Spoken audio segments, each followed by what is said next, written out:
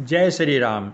मित्रों, श्री राम कथा बालकांड में सीता जी का स्वयंवर कैसे कैसे होगा उसका वर्णन कर रहा हूँ कि धवल धाम मणिपुरट पटि सुगठित नाना भांति सिय निवास सुंदर सदन शोभा किमि कही जाति। उज्जवल महलों में अनेक प्रकार के सुंदर रीति से बने हुए मणिजटित सोने की जरी के पर्दे लगे हैं। सीता जी के रहने के सुंदर महल की शोभा का वर्णन किया ही कैसे जा सकता है। राजमहल के सब दरवाजे फाटक सुंदर हैं, जिनमें वज्र के मजबूत हीरों के चमकते हुए किवाड़ लगे हैं। वहाँ मातहत राजाओं, नटों, मागधों और भाटों की भीड़ लगी रहती है। घोड़े, हाथियों के लिए बहुत बड़े घुड़शालाएँ बनी हुई हैं, जो सब समय घोड़े, हाथी और रथों से भरी रहती हैं। कि सूर सचिव सेनप बहु तेरे, अंद्रप ग्रह सरिस सदन सब केरे। पुर बाहिर सर सरित समीपा, औतरे जह तह विपुल महीपा। बहुत से सूरवीर मंत्री और सेनापति हैं, उन सबके घर भी राजमहल सरीखे ही हैं। नगर के बाहर तालाब और नदी के निकट जहाँ तहाँ बहुत से राजा लोग उतरे हुए हैं और अपना डेरा डाले हुए हैं। कि देखी अनूप एक अवराई, सब सुपास सब भांति सुहाई। कौशिक कहेहु मोर मनुमाना, यहाँ रही रघुवीर सुजाना। वहीं आमों का एक अनुपम बाग देखकर जहाँ सब प्रकार के सुभीत थे और जो सब तरह से सुहावना था, विश्वामित्र जी ने कहा कि हे सुजान रघुवीर, मेरा तो मन यही कहता है कि इसी बाग में रहा जाए। कृपा के धाम श्री रामचंद्र जी बहुत अच्छा स्वामी कहकर वहीं मुनियों के समूह के साथ ठहर गए। मिथिलापति जनक जी ने जब यह समाचार पाया कि महामुनि विश्वामित्र आए हुए हैं, तब उन्होंने पवित्र हृदय के ईमानदार स्वामी भक्त मंत्री, बहुत से योद्धा, श्रेष्ठ ब्राह्मण, गुरु सतानंद जी और अपनी जाति के श्रेष्ठ लोगों को साथ लिया और इस प्रकार प्रसन्नता के साथ राजा मुनियों के स्वामी विश्वामित्र जी से मिलने के लिए चले। कि कीन प्रणाम चरण धरि माथा, अदीन अशीष मुदित मुनि नाथा। विप्र वृंद सब सादर बंदे, अजानि भाग्य बड़ राउ आनंदे। राजा ने मुनि के चरणों पर मस्तक रखकर प्रणाम किया। मुनियों के स्वामी विश्वामित्र जी ने प्रसन्न होकर आशीर्वाद दिया। फिर सारी ब्राह्मण मंडली को आदर सहित प्रणाम किया और अपना बड़ा भाग्य जानकर राजा आनंदित हुए। बार बार कुशल प्रश्न करके विश्वामित्र जी ने राजा को बैठाया।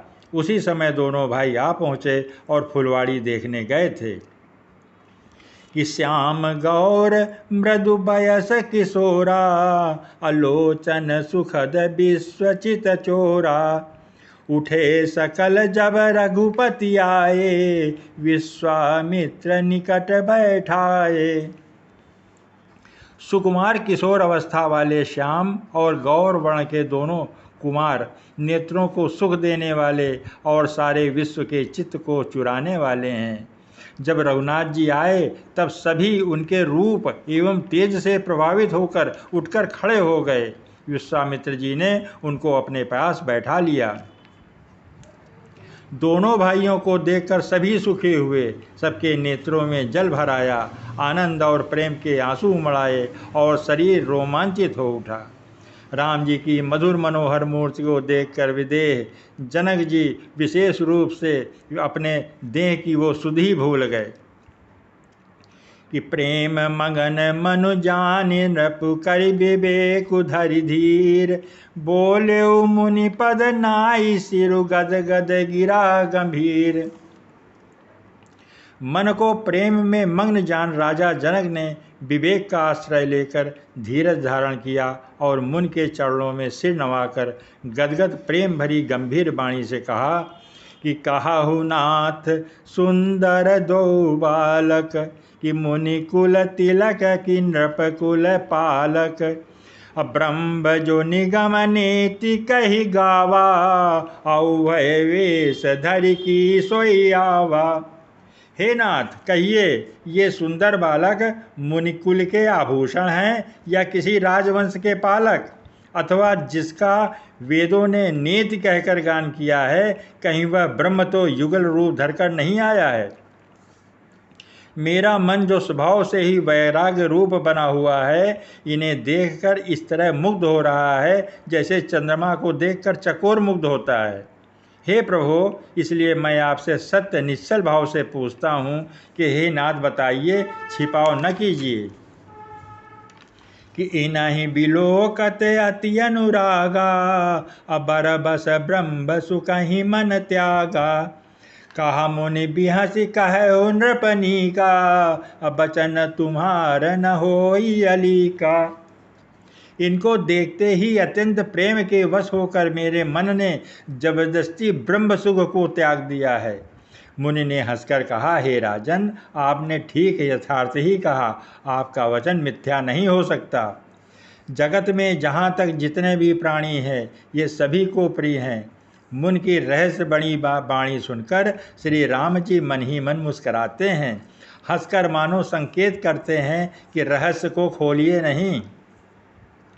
तब मुनि ने कहा, ये रघुकुल मणि महाराज दशरथ के पुत्र हैं। मेरे हित के लिए राजा ने इन्हें मेरे साथ भेजा है कि राम लखन दो बंधु बर रूपशील बलधाम, मखराख्यो सब साखी जगु जिते असुर संग्राम।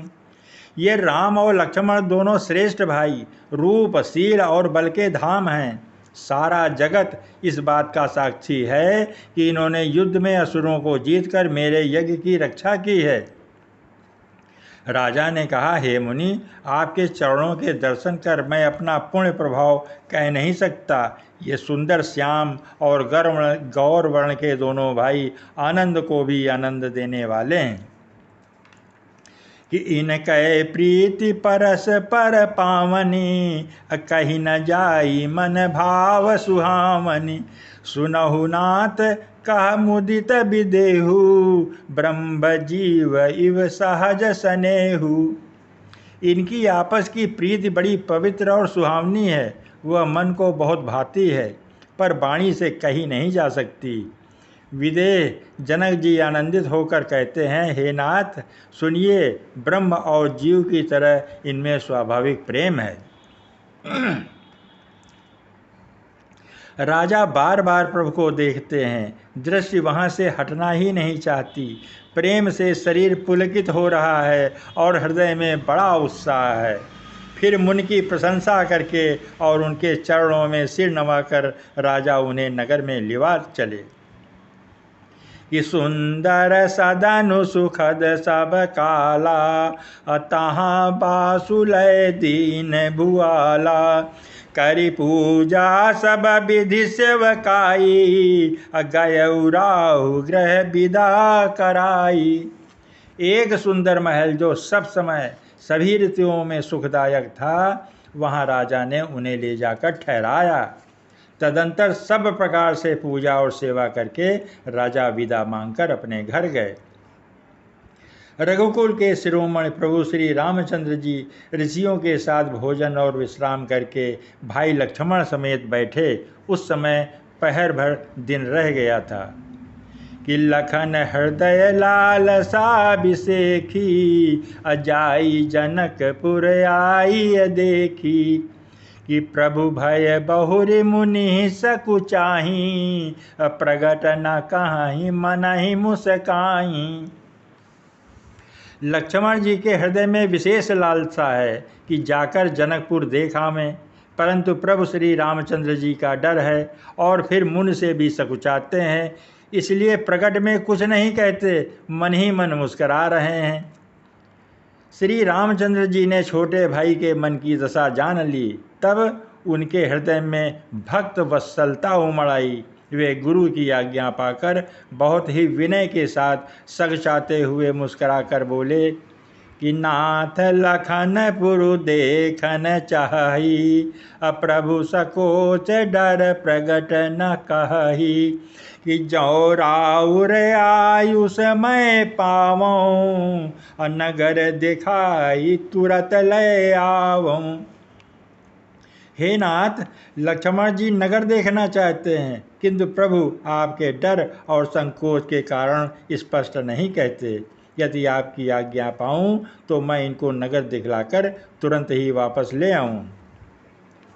यह सुनकर मुनीश्वर विश्वामित्र जी ने प्रेम सहित वचन कहे कि हे राम, तुम नीति की रक्षा कैसे न करोगे। हे तात, तुम धर्म की मर्यादा का पालन करने वाले और प्रेम के वशीभूत होकर सेवकों को सुख देने वाले हो।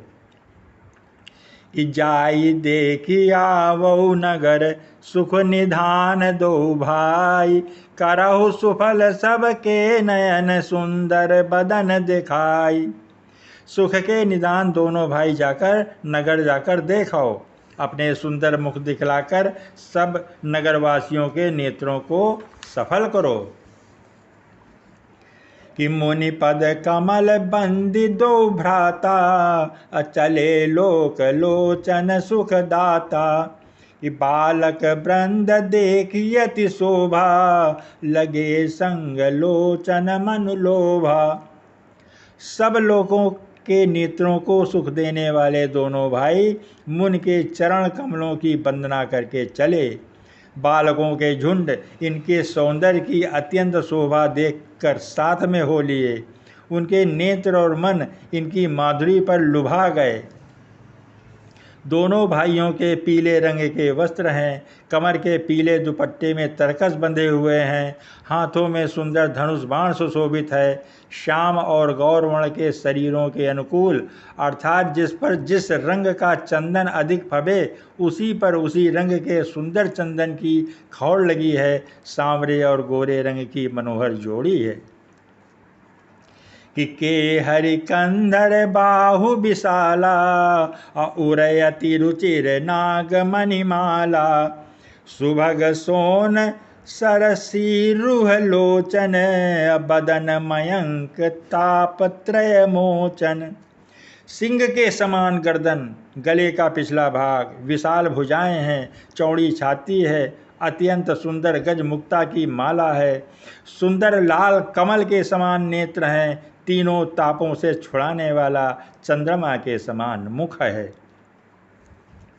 कानों में सोने के कर्णफूल अत्यंत शोभा दे रहे हैं और देखते ही देखने वालों के चित्त को मानो चुरा लेते हैं। उनकी चितवन बड़ी मनोहर है और भौहें तिरछी एवं सुंदर हैं। तिलक की रेखाएं ऐसी सुंदर हैं मानो मूर्तिमती शोभा पर मुहर लगा दी गई हो।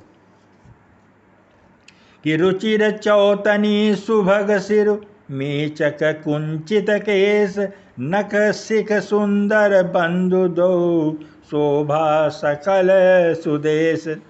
सिर पर सुंदर चौकोनी टोपियां दिए हैं, काले और घुंघराले बाल हैं। दोनों भाई नख से लेकर शिखा तक सुंदर हैं और सारी शोभा जहाँ जैसी चाहिए वहाँ वैसी है। जब पुरवासियों ने यह समाचार पाया कि दोनों राजकुमार नगर देखने के लिए आए हैं, तब वे सब घर-बार और सब काम-काज छोड़कर ऐसे दौड़े मानो दरिद्री खजाना लूटने के लिए दौड़ता है।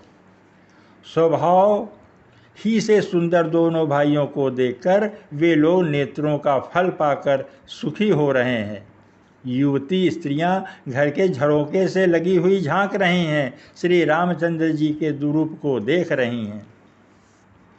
वे आपस में बड़े प्रेम से बातें कर रही हैं कि हे सखी, इन्होंने करोड़ों कामदेवों की छवि को जीत लिया है। देवता, मनुष्य, असुर, नाग और मुनियों में भी ऐसी शोभा तो कहीं सुनने में भी नहीं आती।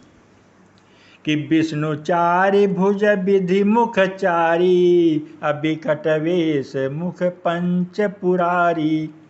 अपर देव अस को नहीं आही, यह छवि सखी पट तरिव जाही। भगवान विष्णु के चार भुजाएं हैं, ब्रह्मा जी के 4 मुख हैं, शिव जी का विकट भयानक वेश है और उनके 5 मुख हैं। हे सखी, दूसरा देवता भी कोई ऐसा नहीं है जिसके साथ इनकी छवि की उपमा दी जाए। जय श्री राम, जय श्री राम।